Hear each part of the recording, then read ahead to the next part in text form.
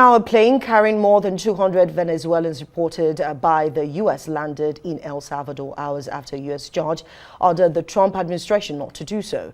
El Salvador's President Nayib Bukele wrote on social media that 238 members of the Venezuelan gang Tren de Aragua had arrived along with 23 members of the Mexican gang MS-13 on Sunday evening or Sunday morning.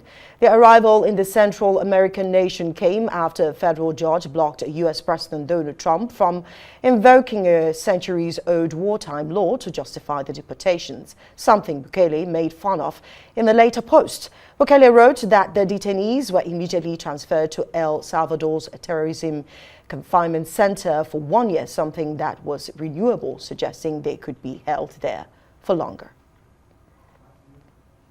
Well, joining us from Germany to discuss the recent deportation by the Trump administration is Angela Fobbs from Democrats Abroad and Director of Strategic Initiatives. Good to have you join us, Angela.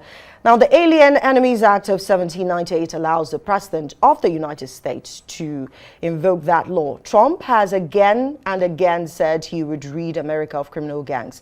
What's your assessment of this?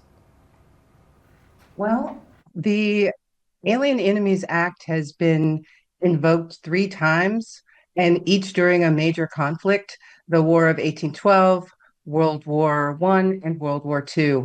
I think most people best know this act for the internment of Japanese American citizens in World War II, and this was a very shameful part of our history. As you stated, the judge blocked Trump's plan to target these alien enemies for deportment.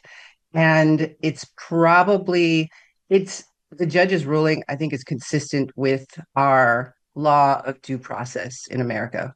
Now, the Venezuelans sent back are said to be members of the Tren Aragua group, just like you have said as well. It's a criminal gang. Shouldn't that be great news for Americans? Well, we don't really know if it's only gang members being deported. There are hundreds of thousands of Venezuelans in America, and many of them are not citizens yet. They are under temporary protective status, and there's nothing in this law that actually would require it be limited to undocumented individuals or individuals who have committed crimes.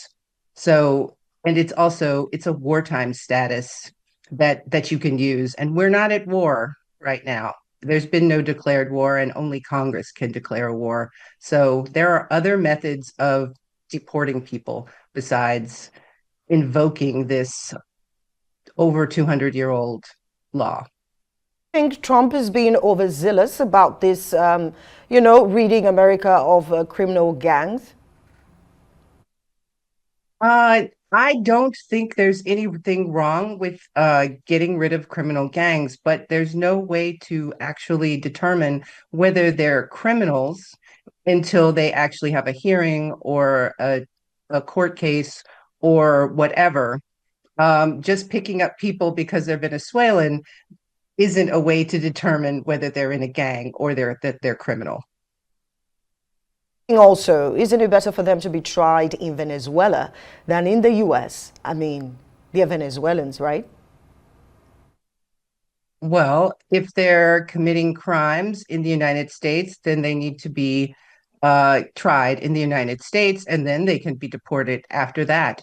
But just to randomly pick up people off the street because you think they're Venezuelan or you think that they're criminals it goes against all of our American law ethos that every person has the right to be judged as an individual, particularly for a high stakes decision such as detention or deportation. So are we saying that these people who have been deported, there's no record of them committing, these crimes? They just went on the streets to pick on these Venezuelans?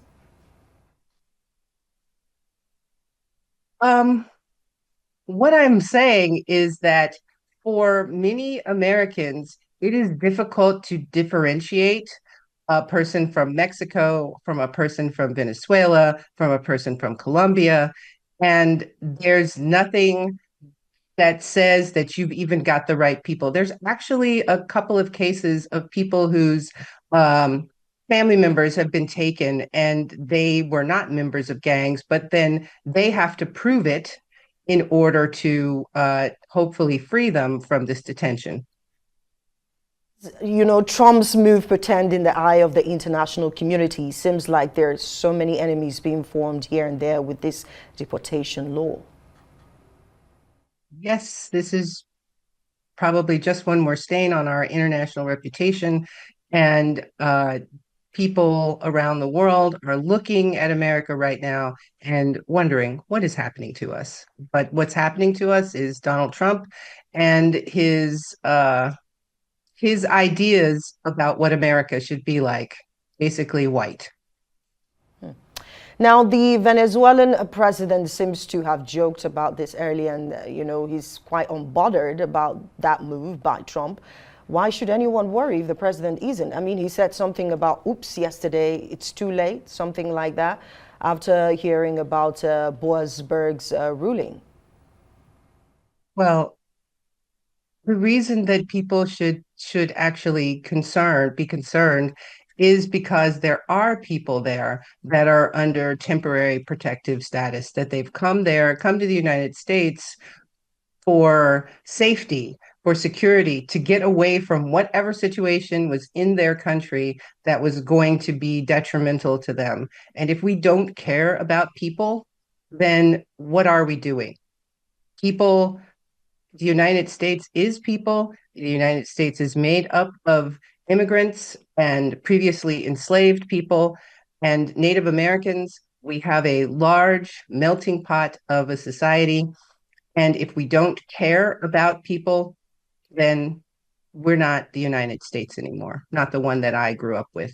Now, that goes a long way to say what the Venezuelan president, a conversation he's had with Trump to, you know, not take this seriously. I mean, a prison has been built there for, confinement has been built for these people, and that's meant to last for a year. They'll be there for a year. Let's see how that pans out. But what other thing would you like to put forward, you know, as a Democrat concerning the Trump administration? Well, the Trump administration is working diligently to destroy the America that we all know and love. And eliminating immigration is just one part of the plan. And I urge all Americans around the world to take this seriously and contact your representatives and let other people know what is going on in the United States, because this isn't the America that we all know and love. Okay, then, I don't know about destroying America, but thank you so much, Angela Forbes, for joining us all the way from Thank you. Germany. Appreciate you for the time.